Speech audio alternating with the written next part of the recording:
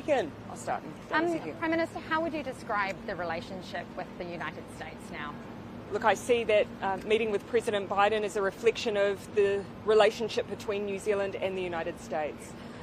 Warm, friendly, shared values and shared challenges.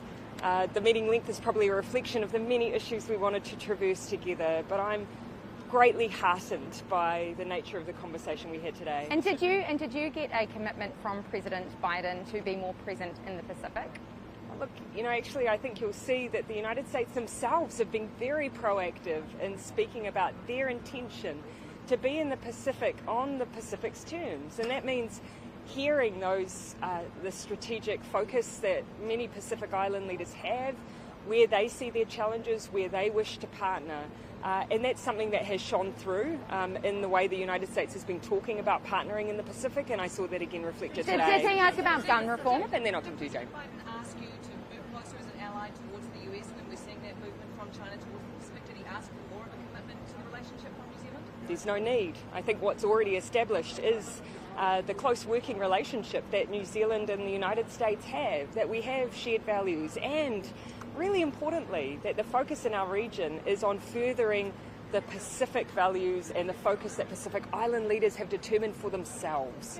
And that, I think, is really where New Zealand and the United States are in strong alignment in that regard. Let's the Pacific determine their future and work in partnership. Did he ask about gun reform? Well, there'll be plenty of time, guys. Was China specifically in the discussions at all? Oh, look, given that we are in an environment where our region is increasingly contested, where we have seen challenges in our region, then you would expect that would fall under a topic of conversation. But our engagement in our region has to be on our terms respectively and not be in response to the engagement of anyone else, particularly if it's going to be consistent. What was the nature of that conversation? I think, of course, we're politicians, just reflecting on the environment that we're in, some of the recent things that we've observed. But most importantly, it comes down to our individual nations' choices and how we respond to that. As you'll well know, from New Zealand's perspective, our view is that our relationship cannot be determined by the actions of others. We have to be consistent, we have to be values-based, and we have to engage on New Zealand's terms. Did they give you any indication on whether or not they're still looking at the CPTPP? Oh, look, we had a good conversation about the Indo-Pacific Economic Framework. Look, you would have heard in my opening remarks that the CPTPP continues to be a significant focus for New Zealand. We also understand the domestic realities, but look, the United States has come forward with the IPEF, with the Indo-Pacific Economic Framework. We as a nation are very focused on making sure that we see tangible deliverables from that opportunity which has been presented, and we're going to take that. Did the President... I'll let you follow up, Claire. Have you basically given up on that? No. You will continue to see us advocate at every stage, and you will have seen me do that through this trip, through my engagement with representatives here in Capitol Hill, continuing to advocate for ultimately the CPTPP as being a way to add greater economic resilience in our region. The United States has heard our call for that. They've put forward the Indo-Pacific Economic Framework as an opportunity, and we will use that opportunity, but we are looking for it to be meaningful. Prime Minister, did the... President Biden will talk to you about the events following March 15th in New Zealand and how New Zealand... You will know that one of the areas of interest on both sides is, for instance, the Christchurch call to action. Our experience demonstrated our need for gun reform, but it also demonstrated what I think is an international issue around violent extremism and terrorism online. That is an area where we see absolutely a partnership that we can continue to work on those issues. The United States, under the leadership of President Biden, has joined the Christchurch call to action, and so the commitment I made today is that New Zealand will continue to use that call as an environment to work with tech companies and civil society to keep making progress. You can imagine that within this context that I also reflected on our experience with gun reform, but it is just that. It is our experience, and I've said all the way through to anyone who's interested in hearing it what we experienced, how we put forward that reform, some of the issues we encountered, and I'm I'm sure that the likes of Australia, who we use their experience, would equally be open to doing the same. Was there anything? Yeah, Joe. Was there any indication, though, from President Joe Biden about what sort of movement shifts they might actually make in terms of gun reform? It's not for me to speak on behalf of any other politician, be it those we engaged with last week or indeed with the President here today, around what their intentions might be. What I heard, though, was very similar to what you've seen in the public domain, just that personal reflection over what has happened here, the devastation to families. As a leader, when you experience face-to-face the grief of a family member who has lost a loved one to a crime like this, those experiences are shared. And whilst we might have different circumstances, whilst there might be different legislative environments, that is something that we have both seen and experienced, and it is horrific. Well, was there anything, Prime Minister, was there any... And then I'll come back up. So you were at the White House. How significant is that to you?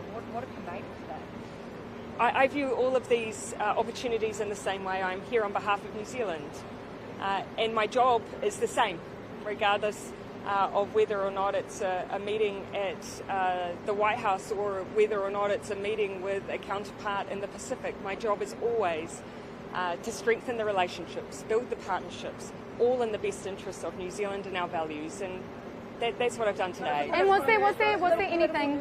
Oh, sure, yes, sure.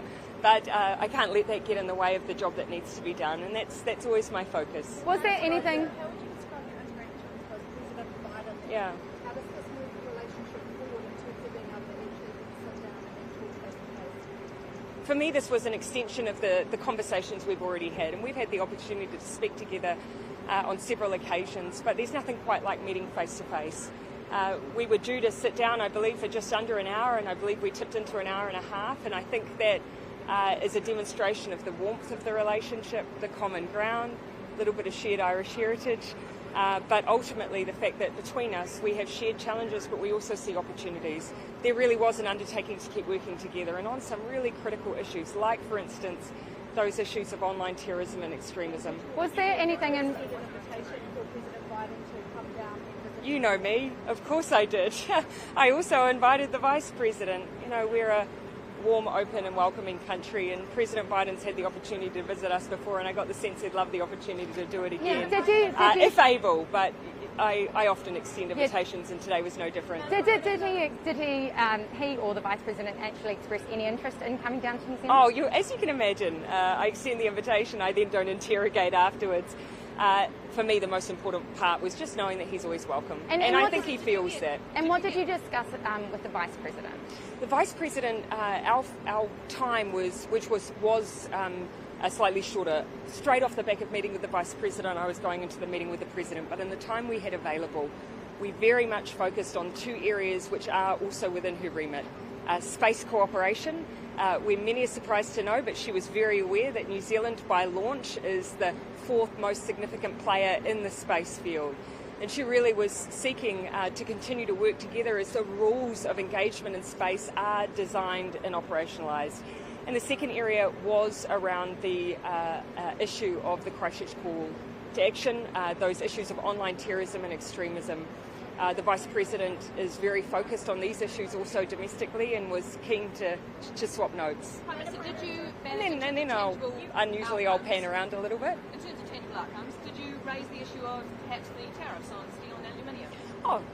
Look, yes, I did, and this is one of those issues that, of course, consistently we have raised, and I believe that will be something that will be looked into. But again, today our meeting was very much focused on not on announceables, but on actually furthering and deepening the relationship, and we've absolutely done that.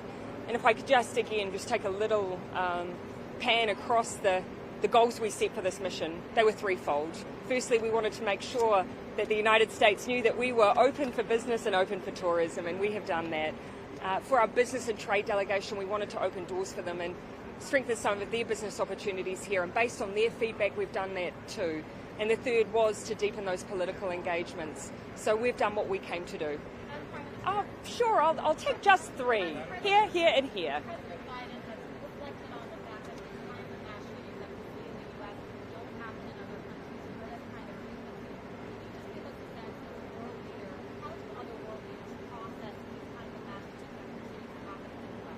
all I can do is reflect on New Zealand's own experience, and it did happen to us. And sure, it may not have been a frequent occurrence, but it happened.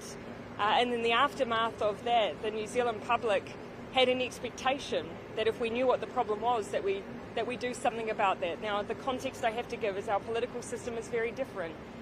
We had the ability, with actually the unanimous support of parliamentarians, to place a ban on semi-automatic military-style weapons and assault rifles, and so we did that. But the New Zealand public set the expectation first and foremost.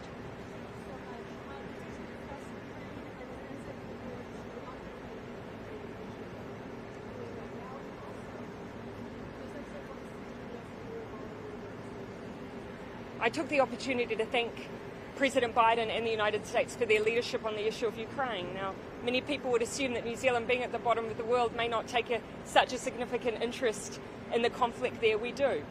As a nation that is absolutely focused on the rules and norms being upheld and of the territorial sovereignty of a nation being preserved, we absolutely have a strong interest in what is happening to the people of Ukraine. Our contribution, in our view, is significant. Not only have we funded humanitarian aid, the International Criminal Court, we've contributed to the NATO Trust Fund, we also have people in Europe, some who are part of the logistical exercise to move military and humanitarian aid around Europe, and others who are training Ukrainian troops in the United Kingdom. That's because that is the expertise we have to offer, and often what we don't have in size, we have in skills and people.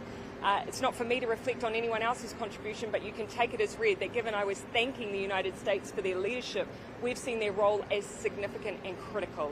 And I said I'd finish here with you before everyone expires. Oh, forgive me, I didn't.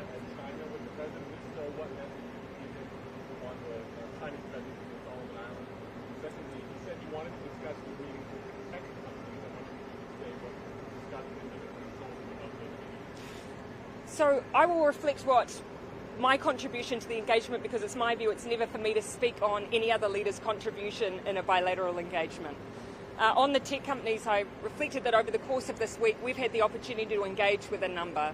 And this is not new engagement. Since the beginning of the Christchurch call, we've used the opportunity to work alongside the tech companies and continue to push for the progress that I think the public expects and deserves.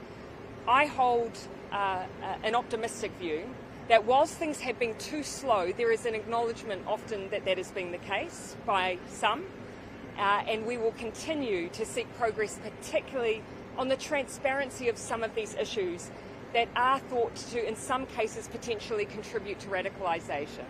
Issues around, for instance, the use of algorithms. So we will continue to seek outcomes, deliverables, and transparency is a key part of that. So I share that view and some of those reflections. On the Pacific, I shared at least my perspective when we had an exchange of views on the Pacific currently. Very clear view on both sides that the Pacific needs to determine and is determining its own rules of engagement. And as partners, we need to make sure that we're hearing what their critical focus and areas of interest are for us to partner on. And partnership is key. It is not a donor-donee relationship, and nor should it be. And I think that's the approach that I hear from the United States. It's certainly the approach of New Zealand, regardless of who within the Pacific we're engaging with. All right, I think we'll call it a day. Thanks, everyone.